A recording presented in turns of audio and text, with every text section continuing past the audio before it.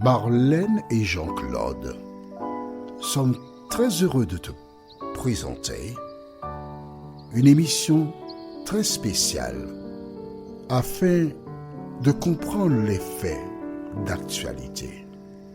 Merci pour ta fidélité. Merci d'être là encore aujourd'hui. Merci. Car ensemble, nous sommes en train de lire, d'étudier et de comprendre l'ouvrage qui a été écrit pour notre instruction. Aujourd'hui, nous voyons la circoncision. Nous avons une référence, Genèse 17, versets 9 à 12. Genèse chapitre 17, les versets 9 à 12. Avant de l'aborder, recherchons la présence du Saint-Esprit. Saint-Esprit, merci une fois de plus de nous accueillir et de nous conduire dans la vérité. Tandis que nous sommes sur le point d'ouvrir la parole, alors nous te demandons de nous éclairer et de nous conduire pas à pas dans la vérité. Cette grâce, nous te la réclamons au nom de Jésus et pour ta gloire éternelle. Amen. Rappelle-toi, nous avons vu précédemment que Dieu s'est adressé à Abraham et lui dit que ton nom ne sera plus Abraham, mais Abraham. Je fais une alliance avec toi, selon laquelle de toi sortiront une multitude de nations, et je te rendrai fécond. Je ferai de toi des nations, et des rois sortiront de toi. Et oui, quand tu regardes les rois d'Israël, de génération en génération, des rois sont effectivement sortis d'Abraham. Mais il y a un point intéressant que Dieu révèle à Abraham.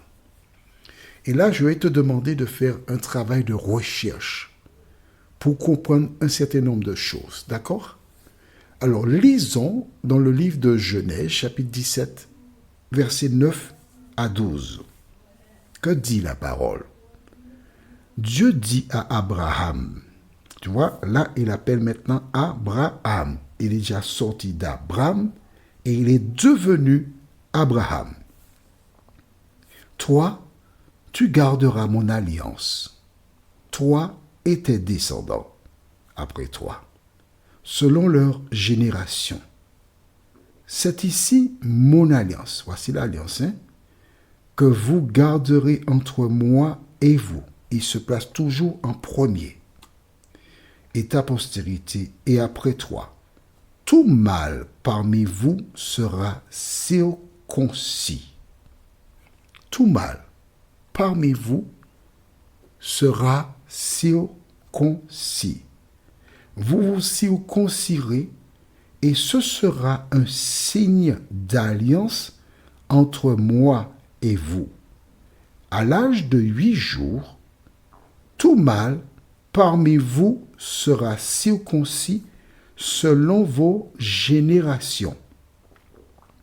Qu'il soit né dans la maison ou qu'il soit acquis à prix d'argent de tout fils d'étranger sans appartenir à ta race. Bien. On s'arrête donc au verset 12. C'est bon? Tout mâle sera circoncis à quel âge? 8 jours. C'est intéressant cela.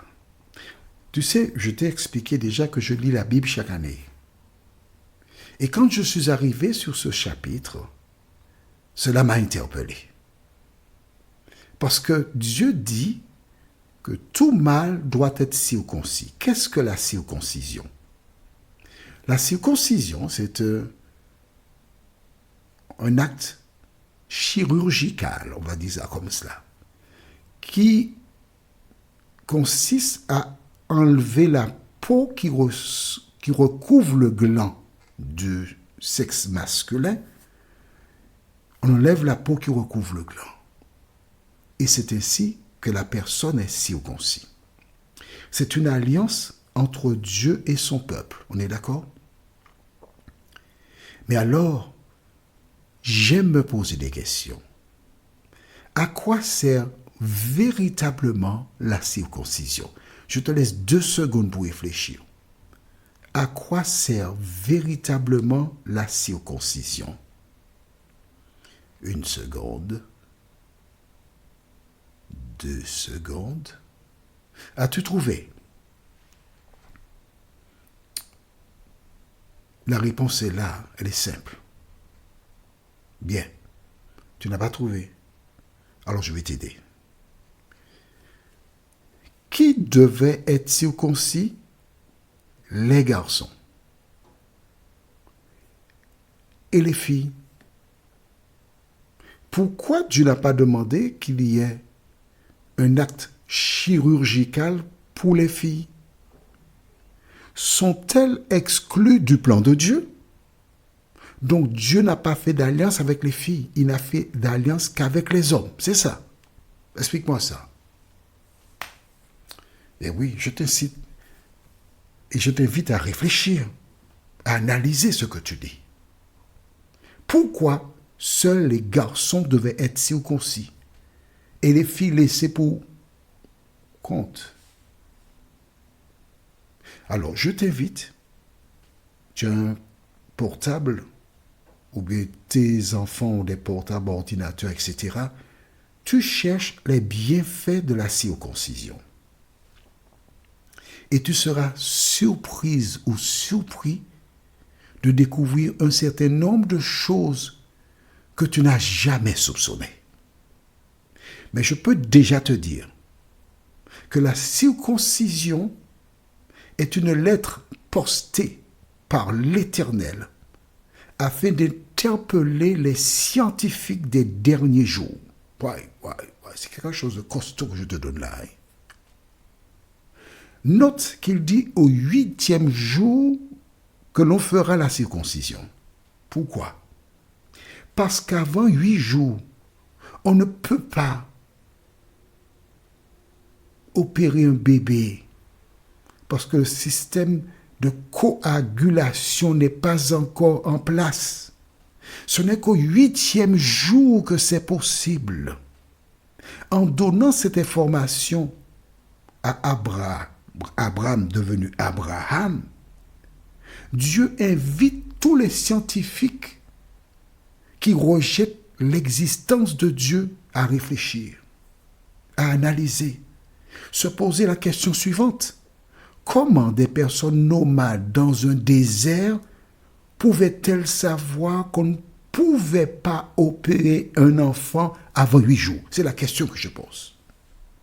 Alors tu prends ton portable et tu tapes « Peut-on opérer un enfant avant 8 jours ?»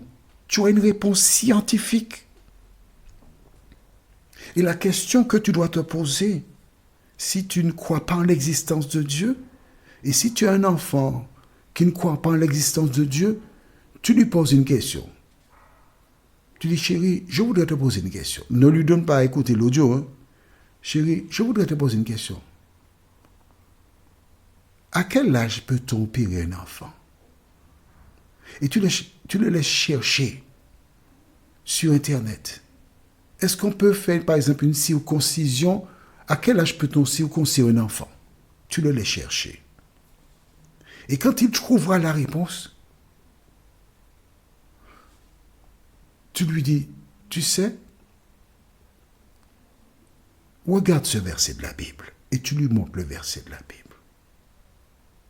Et tu ajoutes, tu me dis que tu ne crois pas en Dieu, mais comment expliques-tu que celui que nous appelons Dieu ait donné cet ordre à Abraham, voilà des milliers d'années? S'il cherche à te proposer des solutions, tu dis non, écoute, prends le temps pour réfléchir. Comment expliquer que le peuple d'Israël a reçu cet ordre-là bien avant que la médecine découvre qu'on ne peut pas avant 8 jours? Quand tu as compris la parole, tu ne lis pas la Bible. Il faut lire et étudier. Deuxièmement, tu vois bien que ce sont que les petits garçons qui sont concernés. Est-ce que Dieu a rejeté les filles? Non. Justement, en ne permettant pas qu'il y ait une opération précise pour les filles, il t'indique que ce n'est pas un acte pour être enfant de Dieu, parce que sinon les filles ne seraient pas enfants de Dieu. Tu comprends? Il y a beaucoup de choses qui nous dépassent. Mais lorsque nous prenons le temps pour chercher, pour étudier, demander à Dieu, Seigneur, éclaire-moi sur cela. Pourquoi as-tu fait cela?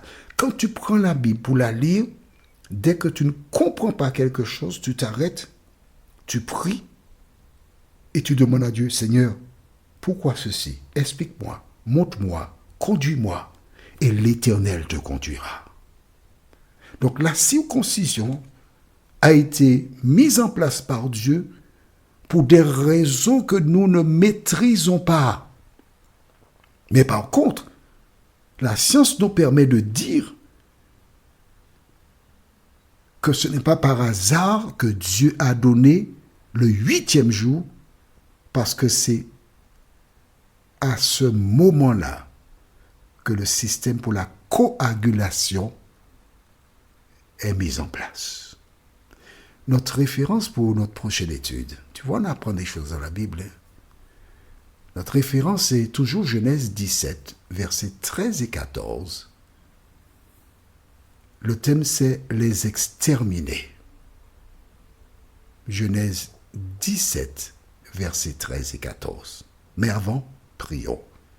Merci notre Seigneur et notre Dieu pour le bonheur de te connaître. Merci parce que nous découvrons que la Bible n'est pas un simple ouvrage, mais qu'elle continue de nous éclairer, de nous conduire dans toute la vérité. Merci Seigneur de nous aider jour après jour à entendre ta voix, à l'écouter et à mettre en pratique les enseignements divins, nous t'avons prié. Au nom de Jésus et pour ta gloire éternelle. Amen. Que l'Éternel continue de te garder et te bénir, et il me tarde de te retrouver. Nous sommes parvenus au terme de notre réflexion. Si d'aventure tu as une question, il te suffit d'envoyer un message par le biais de WhatsApp au numéro suivant, plus 596 696 88 93 93. Et alors Jean-Claude, moi, je me ferai un réel plaisir de répondre à ta question.